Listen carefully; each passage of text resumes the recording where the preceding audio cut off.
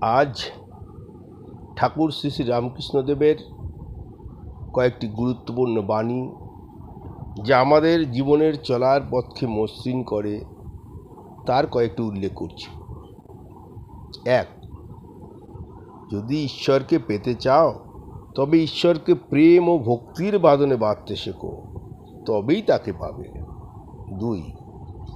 নিজের স্বার্থকে ত্যাগ করতে না পারলে তার কৃপা পাওয়া সম্ভবই নয়। 3. তোমার জীবনের লক্ষ্য শুধু অর্থ উপার্জনই নয়, তোমার জীবনের আসল উদ্দেশ্য পরমেশ্বর সেবা ও মনের শান্তি লাভ করা। 4. যে ব্যক্তি কোনো স্বার্থ ছাড়াই অন্যের জন্য কাজ করেন, ঈশ্বর সর্বদাই তাহার মঙ্গল করেন। 5. তোমার ধর্ম আমার ধর্ম বলে লড়াই করে লাভ কি, যখন তোমার আমার সবারই গন্তব্য সেই একজনেরই কাছে।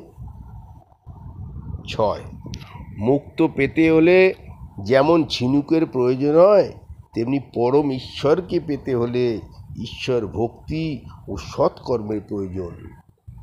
7. যতক্ষণ তোমার সঙ্গে বাসনা, ততক্ষণই ভাবনা, আর এই ভাবনাই হলো তোমার দুঃখ, কষ্ট, মোহ, মায়া সব কিছুর কারণ। আজ এ কটাই থাকলো। নমস্কার।